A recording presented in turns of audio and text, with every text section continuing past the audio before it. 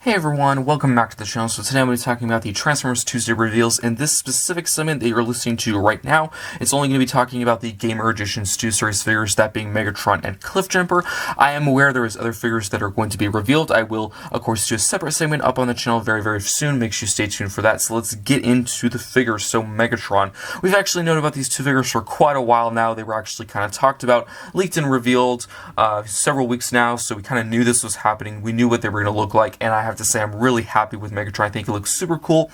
But of course, the basic information, the release date is October 1st, 2023. The price is $35. It is still currently available as of the time I'm recording this video, but I have to say this looks really nice. I do like the mismatched design with the shoulders, like the really cool spike thing coming out of his shoulder, and the really nice fusion cannon and the mace. I do quite like that. And he still does have the removable forearm gimmick if you want to, just like the other figures like Bumblebee, Optimus, and Barricade. If you want to, you can actually attach the fusion cannon to the arm. They actually showed it in the past live stream.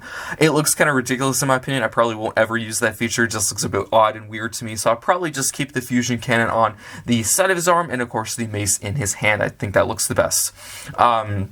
And of course, the hover tank, or the huge futuristic tank, actually looks super cool.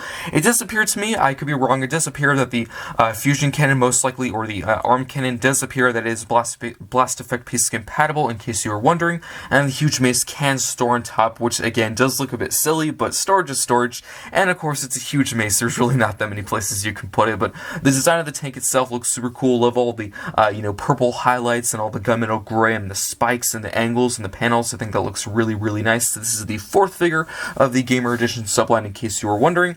This figure transforms in 21 steps. I'd say really my only worry or concern with this figure is the size, because they did show this off at the last live stream, as I mentioned before, about a week ago, and they had it in hand, and it seemed rather small for a Voyager, so I do hope that's not true. Hopefully when we get this in hand, it's much bigger than we think, but quite a few people I know were saying the same thing. They were like, it looks rather small for a Voyager, so hopefully it ends up being, a good Voyager size. Hopefully it's close to the same size, if not bigger than Optimus. I think that would be really nice, but really I would say that's my only concern. Overall, I really do like this figure. This looks super cool. And I'm actually really looking forward to getting it and putting it next to Optimus. I think that'll look really nice. And it's, again, still available as of the time I'm recording this video. But honestly, I'd recommend to get this one because it's Megatron. It's a very popular character. A lot of people really like this design and this figure. So if you want it, I would say probably get it day one from, any site. Amazon, maybe a toy store, I would get it because it seems like it's going to be rather popular. As for the second Gamer Edition figure, that is the Gamer Edition Cliffjumper. It is a straight-up repaint, slight remold of the previous deluxe class Bumblebee. I think the only change in mold is the head sculpt, and I think that's it. So price is $25, a standard deluxe class price. The release date is October 1st, just like Megatron. And accessories that are the exact same ones that came with Bumblebee, so the sword and the 2 blasters, and everything else is the same, just done in red this time. But I do like it. I love the shade of red they use and the really cool details, like the red lines, the chest again, people have problems with. I think it's okay. As I said in the review for Bumblebee, from certain angles it looks fine, but from others it doesn't look the greatest, so really just a matter of opinion. I do hope the tolerances are better on this figure than Bumblebee, because I like this mold. It's a really good mold. I love the design of both modes. It's amazing. Highly recommend the figure, but unfortunately on the tolerances of Bumblebee were really not that good on my copy. The back panel would pop off all the time. I do not know why. It would just happen all the time. Every time I transformed it and picked it up, if I left it there, it would stay. If I just didn't touch it, it'd be fine. So hopefully the tolerances are a little bit better on this version of the mold.